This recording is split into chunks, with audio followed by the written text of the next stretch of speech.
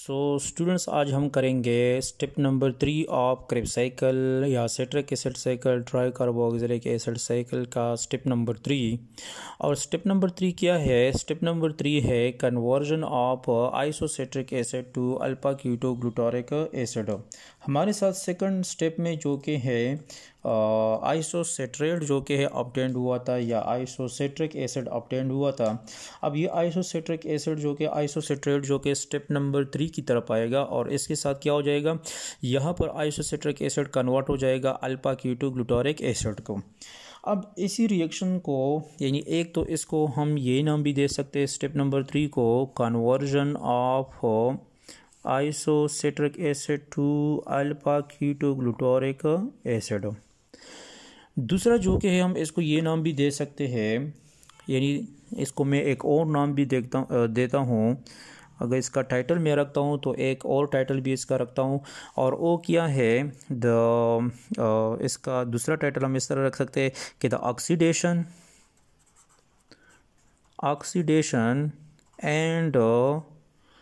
Oxidation and decarboxylation of isocitrate. So इसमें क्या होता है कि जो आइसोसिट्रेट की जो कि है इसकी ऑक्सीडेशन भी होती है। स्टेप नंबर 3 के अंदर आइसोसिट्रेट की ऑक्सीडेशन होती है और डीकार्बोक्सिलेशन भी होती है। सो ऑक्सीडेशन का क्या मतलब है? ऑक्सीडेशन का मतलब है कि इससे हाइड्रोजन जो कि है रिमूव हो जाएगा। The hydrogen will remove from isocitrate and removal of hydrogen को हम क्या कहते हैं? ऑक्सीडेशन। एडिशन ऑफ ऑक्सीजन या रिमूवल ऑफ हाइड्रोजन को ऑक्सीडेशन कहते हैं। अच्छा, इसमें एक दूसरा ये भी हुआ क्या होता है कि इसमें आइसोसिट्रेट की डीकार्बोक्सिलेशन भी होगी, यानी इससे एक जो कार्बोक्सिलिक ग्रुप है COO ग्रुप है ये इससे निकल जाएगा, तो इसलिए इसको डीकार्बोक्सिलेशन कहते हैं। सो आइसोसिट्रेट ये स्टेप नंबर 3 और स्टेप है जिसमें आइसोसिट्रेट की ऑक्सीडेशन होती है और डीकार्बोक्सिलेशन होती है, इसलिए हम इसको ये टाइटल भी दे सकते हैं, या तो conversion of isocitric acid to alpha keto glutaric acid या the oxidation and decarboxylation of isocitrate.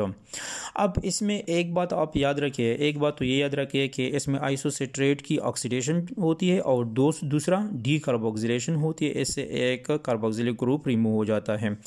लेकिन इसमें एक बात आपको ये बात भी याद रखनी चाहिए कि पूरे क्रेब्स साइकिल के अंदर, ये मैं यहाँ पर मेंशन करता हूँ, क्रेब्स साइकिल के अंदर जो कि है क्रेब्स साइकिल, याद रखिए कि क्रेब्स साइकिल के अंदर 3 molecules of NADH2 is produced पूरी क्रेब्स साइकिल में, एंड होल क्रेब्स साइकिल।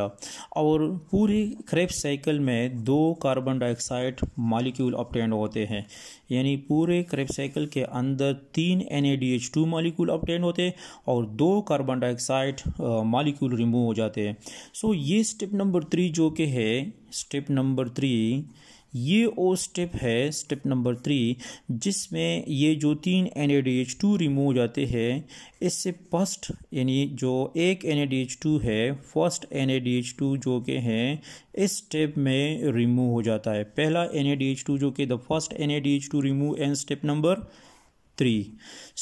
3 में रिमूव हो जाता है, और जो 2 कार्बन डाइऑक्साइड पूरे क्रेब्स साइकिल में रिमूव हो जाते हैं। सो ये पहला स्टेप है स्टेप नंबर 3 जिसमें फर्स्ट कार्बन डाइऑक्साइड जो कि है इसमें रिमूव हो जाता है। So this step number 3 as the step of the Krebs cycle and which the 1 NADH2 of 3 NADH2 molecule is removed in this step, and 1 carbon dioxide molecule of the 2, यानी of the 2 का क्या मतलब है कि पूरे Krebs cycle में 2 remove हो जाते हैं। सो इन 2 में पहला जो कार्बन डाइऑक्साइड है ये इस स्टेप में रिमूव हो जाएगा, और ये अब आपको एक्सप्लेन भी हो जाएगा कि किस तरह ये रिमूव हो जाता है।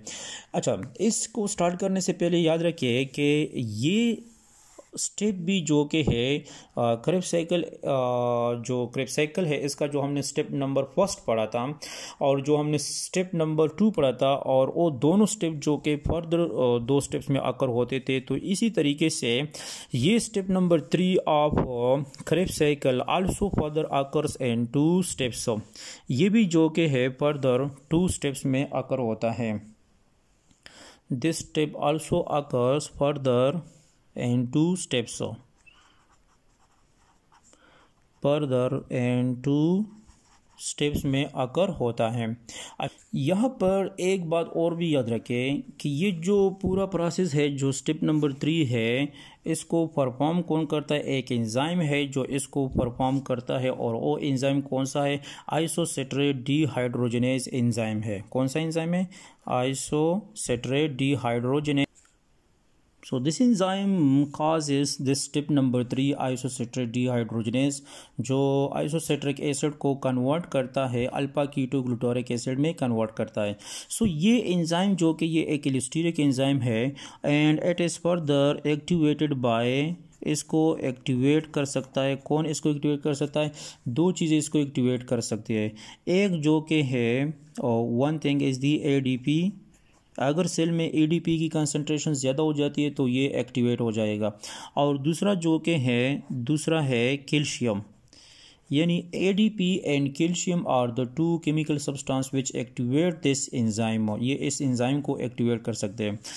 ये एंजाइम जो कि है ये इनहिबिट हो सकता है। कौन से फैक्टर है जो इसको इनहिबिट कर सकते हैं? सो दो चीज़ें हैं जो इसको इनहिबिट कर सकते हैं।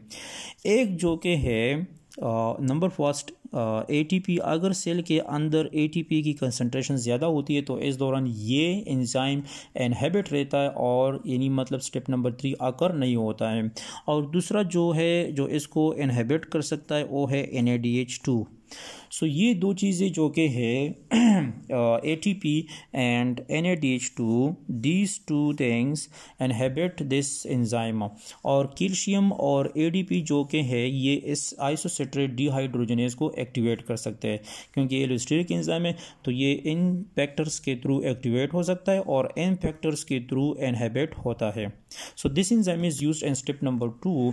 अब वापस हम यहाँ पर आते हैं कि ये स्टेप नंबर 3 ऑफ ग्लाइकोलाइसिस जो कि है ये फर्दर जो कि है दो स्टेप्स में अकर होता है। सो इन दो स्टेप्स में पहला स्टेप कौन सा है? Oxidation of isocitrate into oxalosuccinic acid. यानी इस पहले स्टेप में जो कि है आइसोसेट्रेट जो कि है इस आइसोसेट्रेट की ऑक्सीडेशन अकर होगी। ऑक्सीडेशन मींस कि आइसोसेट्रेट से हाइड्रोजन जो कि है रिमूव हो जाएंगे। 2 hydrogen will be remove from isocitrate. As a result of this oxidation the isocitrate will convert into oxalosuccinic acid. यानी डायरेक्ट जो कि आइसोसेट्रेट अल्फा कीटोग्लूटारेट में कन्वर्ट नहीं होता है। पहले स्टेप में, इस पहले स्टेप में ये पहले आइसोसेट्रेट की ऑक्सीडेशन होती है, ये ऑक्सैलोसक्सेनिक एसिड की कन्वर्ट हो जाता है, और फिर दूसरे स्टेप में इस ऑक्सैलोसक्सेनिक एसिड की डीकार्बोक्सिलेशन होगी, और फाइनली फिर उस दूसरे स्टेप में अल्फा कीटोग्लूटारिक एसिड ऑब्टेन हो जाएगा। सो पहले स्टेप में क्या होता है कि आइसोसेट्रेट की ऑक्सीडेशन हो जाएगी, हाइड्रोजन इससे रिमूव हो जाएगा and it will be converted into oxalosuccinic acid. So यहाँ पर इस रिएक्शन को मैं लिखता हूँ कि यहाँ पर ये रिएक्शन किस तरह अकर होता है। सो ये रिएक्शन मैंने लिखा है आइसोसेट्रेट, इसके साथ NAD ऑक्सीडाइज्ड फॉर्म में, this is the oxidised form of NAD will react to the isocetrate as a result oxalosuccinic acid and NAD, यहाँ पर इसका NAD का ये रिड्यूस्ड फॉर्म है यानी NADH2 में ऑब्टेन हो जाएगा। सो आइसोसेट्रेट जो कि है इस रिएक्शन में आइसोसेट्रेट से 2 हाइड्रोजन रिमूव हो जाएंगे and it will reacts with NAD। As a result जब आइसोसेट्रेट से हाइड्रोजन रिमूव हो जाते हैं यानी इसकी ऑक्सीडेशन होती है, सो इस रिजल्ट में आइसोसेट्रेट कन्वर्ट हो जाएगा ऑक्सैलोसक्सेनिक एसिड में, और जब ये हाइड्रोजन NAD लेता है तो NAD कन्वर्ट हो जाएगा NADH2 में कन्वर्ट हो जाएगा। सो ये पहला स्टेप है, step number 3 of Krebs cycle, जिसमें पहला NADH2 यानी पूरे क्रेब्स साइकिल में 3 NADH2 मॉलिक्यूल ऑब्टेंड होते हैं। सो ये पहला स्टेप है जिसमें पहला NADH2 ऑब्टेंड होता है। सो इसका थोड़ा मैं स्ट्रक्चरली मैकेनिज्म करता हूँ कि किस तरह आइसोसेट्रेट जो कि इससे हाइड्रोजन रिमूव हो जाता है, NAD लेता है, फिर ये किस तरह ऑक्सैलोसक्सेनिक एसिड में कन्वर्ट हो जाता है। सो यहाँ पर आइसोसेट्रेट का स्ट्रक्चर मैं ड्रा करता हूँ। आइसोसेट्रेट का स्ट्रक्चर मैंने पहले भी किया था, यहाँ पर मैं ड्रा करता हूँ आइसोसेट्रेट का स्ट्रक्चर। सो ये आपको आइसोसेट्रेट का स्ट्रक्चर नज़र आ रहा है, COOH CH2 COOH HCH पहले मैं यहाँ पर यहाँ पर OH है, लेकिन यहाँ पर मैकेनिज्म की आसानी के लिए मैंने दोनों को इस साइड पर लिखा H और OH, फिर COOH। सो आइसोसेट्रेट में क्या होता है, due to enzyme isocitrate dehydrogenase enzyme की वजह से, सो यहाँ पर क्या होता है कि इस कार्बन के साथ, ये जो कार्बन आपको नज़र आ रहा है दिस कार्बन, इस कार्बन के साथ जो H और जो OH अटैच है, सो ये H भी इससे रिमूव हो जाएगा, ये H, और इस OH का जो ये H आपको नज़र आ रहा है, ये H भी इससे रिमूव हो जाएगा। आइसोसिट्रेट से एक H और ये दूसरा जो OH आपको न, इससे भी H रिमूव हो जाएगा। सो ये दोनों हाइड्रोजन जो के हैं ये रिमूव हो जाएंगे, and these two hydrogen will be now pick up by NAD, इसको रिसीव करेगा, यानी जो NAD है, जो NAD का जो ऑक्सीडाइज्ड फॉर्म है ये यहाँ पर इसको रिसीव करेगा। In this two hydrogen will be received by NAD, as a result NAD will be converted into, NAD क्या बन जाएगा, NADH2 में कन्वर्ट हो जाएगा। सो NADH2 हमारे साथ ऑब्टेन्ड हो जाएगा। और जब इस स्ट्रक्चर से, आइसोसेट्रेट के स्ट्रक्चर से हाइड्रोजन रिमूव हो जाते हैं, सो यहाँ पर आप देख सकते हैं कि चूंकि हाइड्रोजन रिमूव हो गए इसलिए हम कहते हैं कि आइसोसेट्रेट की क्या हो गई, ऑक्सीडेशन हो गई। इससे दो हाइड्रोजन रिमूव हो गए due to enzyme isocitrate dehydrogenase enzyme की वजह से। नाउ ये स्ट्रक्चर किस तरह बन जाएगा नाउ, तो अब ये स्ट्रक्चर इस तरह बन जाएगा, यानी जो इससे ऑक्सैलोसैक्सेनिक एसिड का स्ट्रक्चर जो आएगा, सो ऑक्सैलोसैक्सेनिक एसिड का स्ट्रक्चर किस तरह आएगा कि सारा स्ट्रक्चर अपनी जगह पर आएगा, सिर्फ ये जो H और SOH से जो H है, तो यहाँ पर इस कार्बन का भी एक बॉन्ड खाली रह गया क्योंकि ये हाइड्रोजन तो इसे चला गया। अब ऑक्सीजन को भी एक बॉन्ड की ज़रूरत है क्योंकि ऑक्सीजन से ये हाइड्रोजन चला गया है। सो क्या होता है कि ये कार्बन इस ऑक्सीजन के साथ डबल बॉन्ड बनाएगा, यानी कार्बन ऑक्सीजन के साथ डबल बॉन्ड बन जाएगा, तो दोनों के बॉन्ड्स पूरे हो जाएंगे, ऑक्सीजन के भी और कार्बन के भी। सो जो नया स्ट्रक्चर आएगा यहाँ पर मैं ड्रा करता हूँ, जो ऑक्सैलोसैक्सेनिक एसिड का स्ट्रक्चर है वो किस तरह आएगा। सो यहाँ पर मैं ऑक्सैलोसैक्सेनिक एसिड का स्ट्रक्चर ड्रा करूँगा। सो यहाँ पर आप देख सकते हैं ये ऑक्सैलोसैक्सेनिक एसिड का स्ट्रक्चर है। सो इस स्ट्रक्चर में और इस स्ट्रक्चर में क्या चेंजेस आ गई, मैं इसको थोड़ा आप लोगों को दिखाता हूँ, क्योंकि बाकी स्ट्रक्चर अपनी जगह पर आप लोग देख रहे हैं कि बाकी स्ट्रक्चर अपनी जगह पर आ गया, COOH COOH, CH2 यहाँ पर भी CH2 है। सो ये जो है कार्बन COOH, ये भी कार्बन COOH, सिर्फ इस कार्बन के से एक ये हाइड्रोजन और इसके OH से ये हाइड्रोजन चला गया। सो इस कार्बन ऑक्सीजन ने डबल बॉन्ड बनाया। सो यहाँ पर आप देख सकते हैं कि सिर्फ यहाँ पर इस पोजीशन पर चेंजेस आ गया है और कार्बन ऑक्सीजन ने डबल बॉन्ड बनाया, बाकी ये भी अपनी जगह पर आ गया, पूरा स्ट्रक्चर अपनी जगह पर आ गया। सिर्फ इस कार्बन ने ऑक्सीजन के साथ डबल बॉन्ड बनाया क्योंकि ऑक्सीजन से भी हाइड्रोजन चला गया था, इसका एक बॉन्ड खाली रह गया था, और इस कार्बन से एक हाइड्रोजन चला गया था, इसका भी एक बॉन्ड खाली है। सो ये दोनों ने आपस में बॉन्ड बनाया और ये सिंगल बॉन्ड कन्वर्ट हो गया डबल बॉन्ड में, C डबल बॉन्ड O आ गया। No this is the structure of oxalosuccinic acid, और एक हमारे साथ NADH2 भी हासिल हो गया। नेक्स्ट स्टेप में क्या होता है, अब नेक्स्ट स्टेप की तरफ आते हैं जिसमें ये ऑक्सैलोसैक्सेनिक एसिड जो कि है ये कन्वर्ट हो जाएगा अल्फा कीटो ग्लूटारेट में, और किस तरह के इस ऑक्सैलोसैक्सेनिक एसिड की डीकार्बोक्सिलेशन होती है। सो अब नेक्स्ट स्टेप की तरफ आते हैं, मैं इस तरफ आता हूँ नेक्स्ट स्टेप की तरफ, step number 2 of step number 3 of Krebs cycle. अब इसका दूसरा स्टेप है decarboxylation of oxalosuccinic acid. In decarboxylation of oxalosuccinic acid की डीकार्बोक्सिलेशन होगी और ये कन्वर्ट हो जाएगा अल्फा कीटो ग्लूटारेट में। डीकार्बोक्सिलेशन का क्या मतलब है कि जो आपको ये ऑक्सैलोसैक्सेनिक एसिड नज़र आ रहा है, इससे एक जो कार्बोक्सिलिक ग्रुप है यानी C डबल बॉन्ड O, सो ये जो कार्बोक्सिलिक ग्रुप है ये इससे रिमूव हो जाएगा, ऑक्सैलोसैक्सेनिक एसिड से ये रिमूव हो जाएगा in the form of carbon dioxide, यानी C डबल बॉन्ड O क्या कार्बन डाइऑक्साइड बनाएगा। इसलिए ये step number 3 of Krebs cycle पहला स्टेप है जिसमें पहला कार्बन डाइऑक्साइड यहाँ पर रिलीज़ होता है। सो ये कार्बन डाइऑक्साइड रिलीज़ होगा, इसी वजह से हम कहते हैं कि ऑक्सैलोसैक्सेनिक एसिड जो कि है it is a 6 carbon compound, और चूंकि इससे एक कार्बन डाइऑक्साइड की शक्ल में निकल गया, इसी वजह से ये 5 कार्बन कंपाउंड में कन्वर्ट हो जाएगा। सो अल्फा कीटो ग्लूटारेट जो कि है this is the 5 carbon compound. 6 carbon compound जो कि ये कन्वर्ट हो गया 5 कार्बन कंपाउंड में। सो इससे एक कार्बन किधर चला गया, एक कार्बन जो कि कार्बन डाइऑक्साइड की शक्ल में रिमूव हो गया और इसकी डीकार्बोक्सिलेशन अकर हो गई। अब इसका थोड़ा मैं स्ट्रक्चर ड्रा करता हूँ कि स्ट्रक्चरली इसका मैकेनिज्म क्या है। सो ये आपको नज़र आ रहा है ऑक्सैलोसक्सेनिक एसिड का, ये आपको स्ट्रक्चर नज़र आ रहा है। इसी स्ट्रक्चर को मैं यहाँ पर शिफ्ट करता हूँ, यानी इस दूसरे पेज में यहाँ पर शिफ्ट करता हूँ और देखते हैं कि इसमें डीकार्बोक्सिलेशन किस तरह होती है और किस तरह जो कि है ये कन्वर्ट हो जाता है अल्फा कीटो ग्लूटारिक में। सो यहाँ पर मैं ऑक्सैलोसक्सेनिक एसिड का स्ट्रक्चर ड्रा करता हूँ। ये आपको नज़र आ रहा है ऑक्सैलोसक्सेनिक एसिड का स्ट्रक्चर आपको नज़र आ रहा है। इसको मैंने यहाँ से शिफ्ट किया, इस तरफ मैंने शिफ्ट किया। सो ये एक तरफ आपको ये नज़र आ रहा है जो आइसोसिट्रेट से बना था और इसी स्ट्रक्चर को मैंने यहाँ पर शिफ्ट किया। सिर्फ मैंने यहाँ पर ये किया कि ये जो आपको कार्बोक्सिलिक ग्रुप नज़र आ रहा है 1 2 3 नंबर कार्बन के साथ जो ये COOH ग्रुप है, इसको मैंने यहाँ पर थोड़ा ओपन किया, C+OOH, क्योंकि यहाँ पर मैकेनिज्म में ईजी हो जाएगा फिर। सो क्या होता है यहाँ पर कि ये जो ऑक्सैलोसक्सेनिक एसिड है it is a very unstable compound.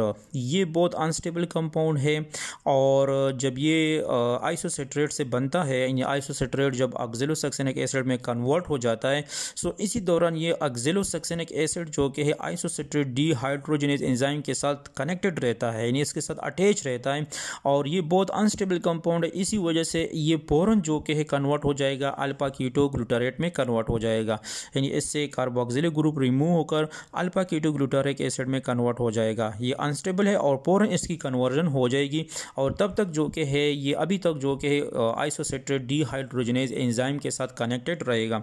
सो यहाँ पर आपको जो ऑक्सैलोसक्सेनिक एसिड का स्ट्रक्चर नज़र आ रहा है, सो इससे ये जो ग्रुप है C+O इस कार्बन के साथ 1 2 3 यानी 3 कार्बन के साथ, कार्बन नंबर 3 के साथ जो आपको ये C+O नज़र आ रहा है, ये ग्रुप ये इससे निकल जाएगा, यानी ये C+O निकल गया।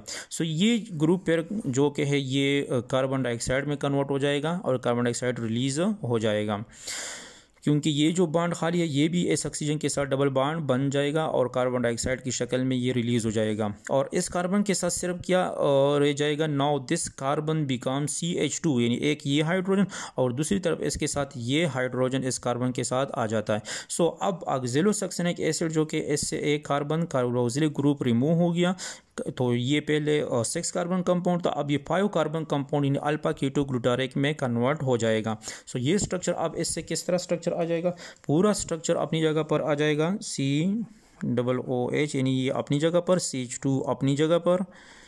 अब ये C जो कि इसके एक तरफ ये हाइड्रोजन है, सो दूसरी तरफ भी इस कार्बन के साथ सिर्फ ये हाइड्रोजन रह जाएगा क्योंकि C+O जो कि है ये ग्रुप इससे रिमूव हो गया था, बाकी स्ट्रक्चर भी अपनी जगह पर आ जाएगा। Now this is the